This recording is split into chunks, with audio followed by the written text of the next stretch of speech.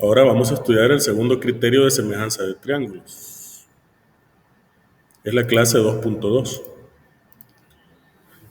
Me dice que los triángulos ABC y DEF, que son estos dos triángulos que aparecen aquí, el ángulo B es igual al ángulo E. Es decir, este ángulo es igual que este. Efectivamente ya me dice que es de 45 grados. Dice que el ángulo C es igual al ángulo F. Y también es cierto porque ambos son de 75 grados. ¿Cuál es la medida de A y del ángulo D? ¿Son ambos triángulos semejantes? Bueno, evidentemente para poder calcular esas medidas necesitaríamos utilizar el teorema de sumatoria de ángulos internos de un triángulo. Si queremos hallar el ángulo A, que es el mismo ángulo D porque los ángulos son iguales, entonces acá para hallar el ángulo A 180 grados, porque la suma de ángulos internos de un triángulo es 180, eso dice el teorema. A 180 le va a restar los otros dos, es decir, le restamos 45 y le restamos 75. Al hacer esa resta vamos a encontrar el ángulo A, que es el mismo ángulo D, ¿verdad? Tendrían la misma medida. Entonces hacemos la resta, 180, le quito 45 y le quito 75. Cuando usted hace esa resta le va a quedar 60 grados. Eso significa que cada uno de estos ángulos miden 60 grados, el ángulo A y el ángulo D. Los triángulos son semejantes.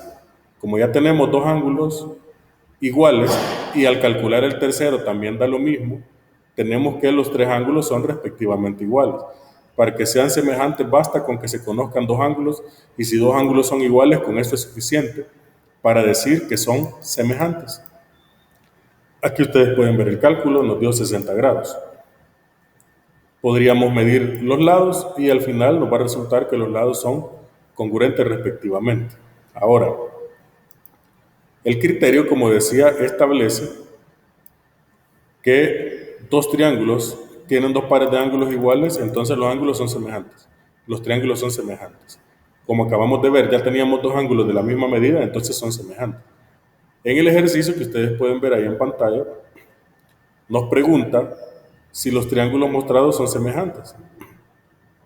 Para poderlo saber es necesario que se calculen las medidas de los ángulos. Ahí ustedes pueden ver cuál es la medida de los ángulos. Necesitamos el ángulo D y el ángulo B. Ahí, como ustedes pueden ver, ya tenía yo adelantados algunos cálculos. El ángulo B, para calcularlo, tiene que hacer a 180, le quita 80 y le quita 40. Entonces hace usted esa operación 180 menos 80 menos 40. Cuando usted hace esa operación le va a dar 60. El ángulo B mide 60 grados. En el caso del ángulo D, haga algo similar. A 180 le quita 80 y le quita 60. 180 menos 80 menos 60. Ese ángulo va a quedar aquí de 40 grados. ¿Ve? Y allá quedó de 60 el que hallamos. Como pueden ver, los tres ángulos son iguales, son congruentes, porque en la figura que acabamos de trazar, este mide 40, este también, son iguales, este mide 60, este también, ya con eso bastaría, ¿verdad? Pero por si fuera poco, este mide 80 y este también mide 80. Pero como vimos en el criterio, basta con que tengamos dos ángulos iguales para decir que son semejantes, que son congruentes, ¿verdad? Dos ángulos congruentes para decir que son semejantes. Los triángulos son semejantes porque dos ángulos tienen la misma medida. Si dos de los ángulos tienen la misma medida, con eso es suficiente para decir que son congruentes.